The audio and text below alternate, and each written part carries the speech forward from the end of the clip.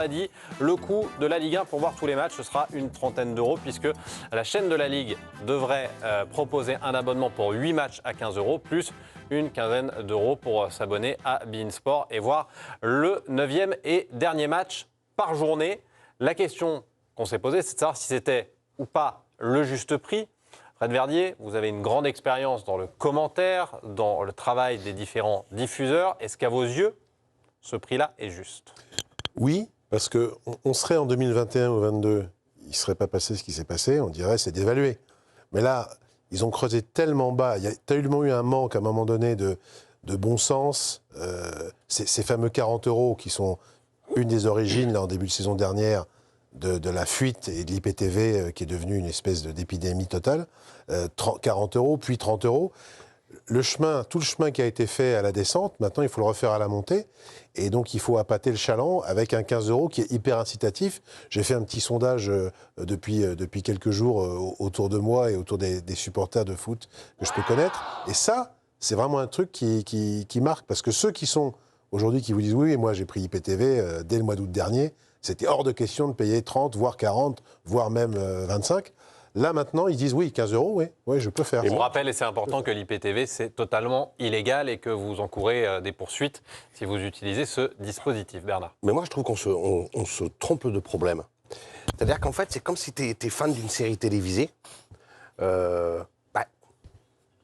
prêt à mettre un petit peu plus parce que tu veux voir ce qui va se passer la saison prochaine. Et la saison de Ligue 1, c'est un peu ça. Sauf que le gros problème, c'est quand tu achètes ta saison de Ligue 1, ton club, que ce soit Lyon, Marseille, n'importe quel club, le PSG, tu achètes, tu payes, et on te dit, oui, mais quand même, dans la saison, il y a quelques épisodes que tu n'auras pas. Mais non, j'achète pour avoir ma saison, donc je veux l'intégralité de ma saison, comme on achète des saisons sur des autres plateformes. Oui, mais la Ligue 1, non, c'est pas comme ça. La Ligue 1, tu as tous les épisodes, mais ceux qui seront vachement bien, vachement intéressants, tu ne les auras pas. Il faudra que tu aies racheté un autre abonnement. Et moi, je trouve que ça, c'est une erreur fondamentale. En termes de marketing, c'est une erreur fondamentale. C'est-à-dire qu'il faut qu'absolument la Ligue 1, ça soit un package sur une même et simple plateforme. Parce qu'on parlait d'IPTV. Moi, j'ai discuté l'été dernier avec beaucoup de copains qui ont les moyens. Mais je veux dire, par exemple, dans le sud où j'étais, c'est des fadas de l'OM, 40 euros, ils les mettent, t'inquiète pas.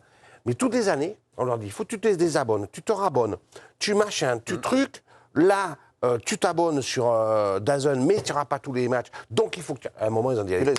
On rappelle que d'ailleurs, c'était l'idée de créer des cycles de 5 ans et non de 3 ans. Pour aussi que l'abonné s'y retrouve pendant 5 ans. Ils ont dû sortir aussi. Finalement, ça n'a pas duré. Ils ont pris le piratage, ils ont payé une somme une fois pour toutes, et au moins ils ont tout ce qu'ils veulent. Ouais, mais pour sortir beIN, il fallait quand même les sortir beIN par rapport à ça. Ce match-là, c'était compliqué quand même à les sortir. Le péché originel, c'est qu'on n'aurait jamais dû sortir. Oui, mais maintenant qu'on y est, Bernard, on a cette discussion, ça fait combien de temps qu'on a cette discussion? Non, mais c'est pas que question de sortir Canal+, c'est la constitution des lots. Pourquoi on constitue des lots et on sort, par exemple, le 9e match du lot et on le commercialise pour gagner plus de sous. Oui, pour gagner plus de sous. Mais alors, il faut le commercialiser. Et quand on vend les lots, parce que là, ce qui s'est passé, DAZN, beIN, c'était pas du tout complémentaire. Il y a eu des énormes problèmes avec les contrats, etc. Et ça a mis un bordel monstrueux. Et en fait, s'ils font deux lots, il faut que les deux lots il faut que les deux acheteurs soient complémentaires. Ça, c'est la moindre des choses. Mais à partir de dans un an, le problème que tu dis, Bernard, sera terminé parce que dans un an, tout sera sur la chaîne de la Ligue. D'où une codiffusion, par exemple. Après, ça sera quoi, la chaîne de la Ligue? Une codiffusion sur le dernier match qui est resté, en fait. Oui, bien sûr. Mais à ce moment-là, si tu codiffuses sur la chaîne de la Ligue et sur beIN Sport, ils peuvent faire la gueule. Après, il y a encore un dernier truc quand même qui est très important, c'est que ça va être quoi la chaîne de la Ligue? Parce que les Anglais ils payent 60 €, mais Sky Sports, CBS, bon, c'est... Il y a du reportage, il y a des talk-shows. C'est des boîtes qui tournent, qui ont un fond de roulement. Là, la Ligue, ils se lancent dans un truc, c'est un peu, ça va être l'inconnu. Pour l'instant, qu'est-ce qu'on va avoir? De ce qu'on sait, ça pourrait ressembler à du flux, et finalement assez peu d'inside, assez peu de reportage. Sauf qu'on a probablement aujourd'hui besoin de voir un peu plus, de rentrer un peu plus dans les coulisses pour aller rattraper le grand public. On en parlait d'ailleurs vendredi, pour rien vous cacher, dans l'émission avec Karine Galli. Régis, est-ce que vous avez la sensation que le foot français aujourd'hui a conscience qu'à trop se fermer, qu'avec tous les errements qu'il y a eu, il va falloir ouvrir un peu les vannes. Il va falloir donner des top players en interview, il va falloir mettre des caméras dans le vestiaire, et ainsi de suite, où on est encore très loin de ça du côté du sportif. De toute façon, il y a une remise en question des acteurs du foot. Que ce soit les clubs, les entraîneurs, les joueurs. En fait, il va falloir faire participer un peu tout ce qui s'y passe. Quand on regarde ailleurs, il y a des choses qui se font et qui s'y passent. Donc il faut vendre le produit. Bernard, tout à l'heure, disait sur l'aspect commercial, il faut qu'il y ait un geste. Dire là, si j'ai bien compris, les moins de 26 ans, ça va être 10 €. Ouais, 9. Dire, moi, je trouve que c'est déjà un geste. Aujourd'hui, la jeune génération, cette génération en dessous des 26 ans, en fait, ça les intéresse pas de regarder un match en entier. Eux, il faut que ça zappe vite, ils sont sur des résumés. Je trouve qu'il y a un appel quelque part, il y a un geste de leur part de dire ça va vous coûter 10 balles, mais peut-être les jeunes, ça va les attirer à regarder peut-être le match un petit peu plus vite, un petit peu plus longtemps. Donc moi, je trouve qu'il y a une réflexion autour de ça. Il y a un geste qui est fait. Maintenant, je partage l'avis de tout le monde. Hein. Ça aurait été bien que tout soit cumulé dans le même groupe. Dire que Canal a été... c'est ma génération. Canal faisait des trucs incroyables pendant les matchs et les reportages, d'avant-match, d'après-match, pendant les matchs.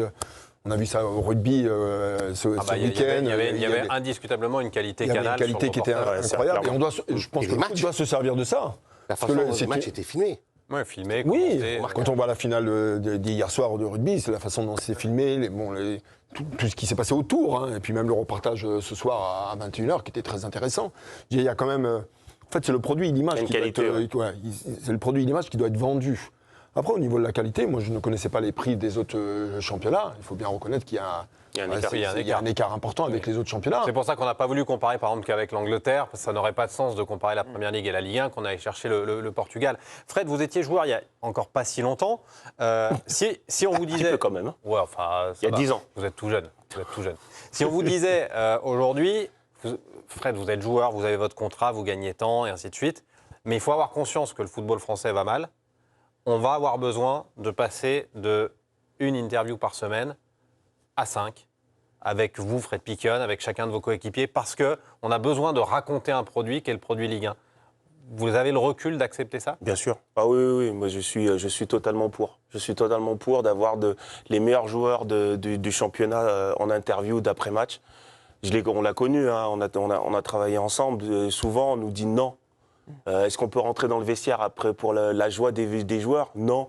C'est quand même incompréhensible. Et même, nous, on a connu, il y a une vingtaine d'années, les journalistes qui venaient à l'entraînement, qui posaient des questions, qui étaient là, les supporters aussi. Aujourd'hui, tout est cloisonné, tout est fermé.